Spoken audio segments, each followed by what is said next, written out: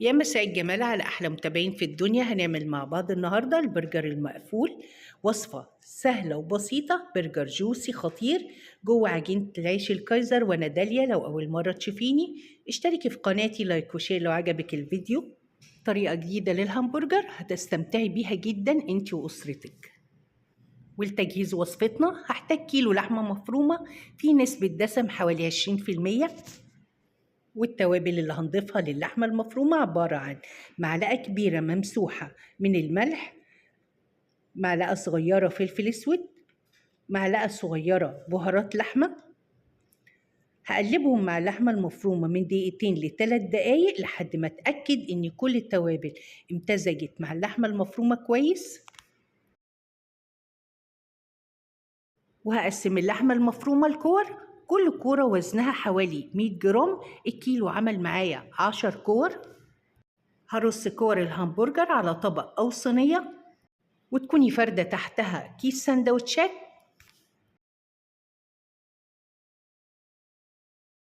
وتمسكي كورة كورة بين ايديكي وتبططيها، تعمليها شكل دايرة أو تشكليها بمكبس الهمبرجر، ويكون تحتها كيس سندوتشات، وتغطيها برضو من فوق بكيس سندوتشات وتكبسيها. هتاخد شكل الهمبرجر بالظبط. هدخلهم الفريزر لمدة ساعة. اللحمة هتتشمع وأقدر أتعامل معها أثناء التسوية بمنتهى السهولة. هجهز كل كور الهمبرجر بنفس الطريقة وأرصهم في الصاج جنب بعض مش فوق بعض. وفي طاسة غير لاصقة وعلى نار عالية هنزل بمعلقة كبيرة من زيت طعام، وبالفرشة هوزعه في الطاسة كلها. وهنزل بقطع الهمبرجر والزيت سخن جدا عشان ياخد صدمته، يحتفظ بالعصارة جواه. وهسيبه بدون تقليب على الوش الأول من دقيقتين لثلاث دقايق لحد ما ياخد لون، وأقلبه على الوش التاني. وهسيبه على الوش التاني 3 دقايق ياخد اللون المميز، يحبس العصارة جواه. الخطوة دي بتخلي البرجر جوسي جدا. وهطلع الكمية اللي سويتها في طبق خارجي، وهكمل تسوية بقية كمية الهمبرجر بنفس الطريقة. جهزت الهمبرجر كله، هركنه على جنب. وفي نفس الطاسة اللي سويت فيها الهمبرجر زي ما هي من غير ما انضفها، وعلى نار عالية هكرمل البصل. هحتاج عدد 2 بصلة متوسطة الحجم مقطعاهم شرايح أو جوليان. هنزل بيهم في نفس الطاسة اللي سويت فيها الهمبرجر، وهضيف لهم نص معلقة صغيرة ملح، رشة صغيرة من الفلفل الأسود. وأول ما البصل يدبل هنزل عليه بمعلقة صغيرة من السكر، نص معلقة كبيرة من دبس رمان، مع نقطتين من الصويا صوص. وهستمر في التقليب لحد ما البصل يتكرمل وياخد اللون البني الغامق. هنزل عليه بكوباية إلا ربع من المية، وهستمر في التقليب والنار عالية لحد ما البصل يشرب كل المية اللي أنا ضفتها ويبدأ يشكشك معايا. هطلع البصل المتكرمل في طبق خارجي واسيبه على جنب يبرد خالص. وفي نفس الطاسة هنزل ب4 حبات من الطماطم، حجمها متوسط، تكون ناشفة، متقطعة شرايح، تكون متوسطة الحجم يعني مش رفيعة قوي. هديها تقلبتين 3 على نار عالية عشان أشوي الطماطم. والتجهيز صوص البرجر: هحتاج معلقتين كبار من المايونيز، معلقة كبيرة كاتشب، مع نص معلقة صغيرة من المستردة. هقلب كويس جدا لحد ما يتكون عندي صوص كريمي ناعم. والتجهيز: عجينة العيش اللي هحط جواها قطع البرجر. وهبدأ بعمل اختبار للخميرة. هحتاج كيس خميرة فورية، هضيف له معلقة كبيرة من السكر، هنزل عليهم بكوباية من المية الدافية وأقلب كويس جدا، واغطيها واسيبها في مكان دافي لمدة 10 دقايق لحد ما الخميرة تتفاعل. هتعلق وتعمل فوم بالشكل ده، يبقى كده الخميرة ناجحة. وفي بولة ناشفة ونظيفة هنزل بنص كيلو من دقيق متعدد الاستخدامات، وهضيف له نص معلقة صغيرة ملح، معلقة كبيرة من الخل، بيضة بدرجة حرارة الغرفة، معلقة كبيرة لبن بودرة. وعلشان أحافظ على طراوة العجينة أطول فترة ممكنة بضيف نص كوباية من اللبن الرايب. لو مش متوفر عندك لبن رايب هننزل بمعلقتين كبار من الزبادي، وبالمعلقة هقلب كل المكونات مع بعض واتأكد ان هم اختلطوا مع بعض كويس جدا،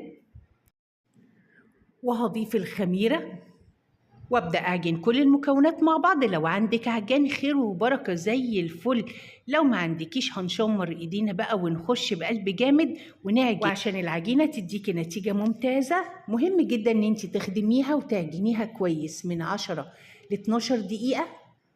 خدمت العجينة كويس جدا ولميتها في صورة كورة. هنزل عليها ب50 جرام من الزبدة في درجة حرارة الغرفة.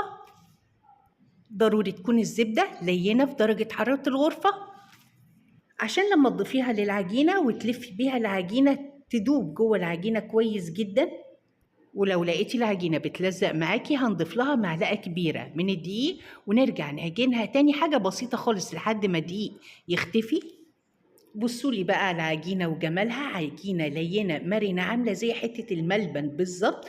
هنضف البولة اللي عجنت فيها وادهنها دهنة زيت خفيفة خالص، واغطي العجينة واسيبها في مكان دافي لمدة 40 دقيقة عشان تتخمر كويس.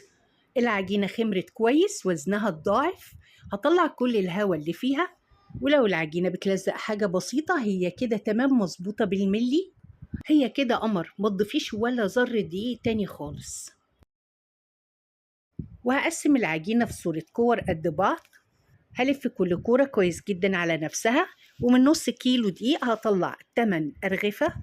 هرص الكور جنب بعض واسيب بينهم مسافة عشان لسه هيخمروا تاني، حجمهم هيكبر، ممكن تفاجئ ان هم بيلزقوا في بعض. بعد ما اخلص تشكيل كل الكور هغطيهم عشان الكور ما تنشفش مني. هاخد اول كورة انا شكلتها وافردها على شكل دايرة، والعجينة ناعمة معايا لدرجة اني بشكلها بايديا، ما احتجتش اني استخدم النشابة. وهنفردها كلها بسمك واحد، وهنجهز مع بعض طبقات الساندوتش. قطعة من الجبنة الشيدر، قطعة الهمبرجر، معلقة كبيرة من صوص البرجر اللي جهزناه مع بعض، خيار مخلل، معلقة كبيرة من البصل المكرمل، الطماطم المشوية. وتقدري تكرري نفس الطبقات دي مرة تانية. ببدأ أقفل رغيف العيش على كل المكونات دي، لو في زيادة بشيلها. أهم حاجة إن عجينة العيش تكون مغطية كل المكونات دي كويس جدا. هجهز كور العيش كلها بنفس الطريقة، وفي صينية أو صاج فرن هفرد عليه مفرش خبز أو ورقة زبدة وادهنها زيت كويس جدا. هبدأ إني أحط أرغفة العيش جنب بعض، بس برضه هسيب بينها مسافة. وعشان عيش البرجر ياخد اللون المميز الجميل هدهن وش الرغيف ببيضة، رشة فلفل أسود مع نقطتين خل عشان أضيع زفرة البيض، معلقتين كبار من الحليب. هقلب كل المكونات دي مع بعض كويس جدا، وبالفرشة هدهن سطح الرغيف بميكس البيض والفلفل الأسود واللبن، وانزل عليه برشة من السمسم المحمص وحبة البركة. وفي فرن مسخن مسبقا وعلى درجة حرارة 180 في الرف الأوسط، النار شغالة من تحت بس. هحط صاج العيش واسيبه لمدة 15 دقيقة أو لحد ما وشه يحمر. لو الفرن بتاعك هادي شوية هتضطري تشغلي له الشواية 5 دقايق لحد ما وش العيش يحمر كويس، وعشان العيش ما ينشفش. أول ما يطلع من الفرن والعيش سخن جدا، بالبخاخة هديله رشة بسيطة من المية واغطيه عشان يديله طراوة. من أجمل الوصفات اللي تقدمي فيها برجر جوسي وخطير وعجينة العيش طرية. سندوتش خطير هيعجب ولادك جدا، جهزيه استمتعي بيه وبألف هنا وشفا.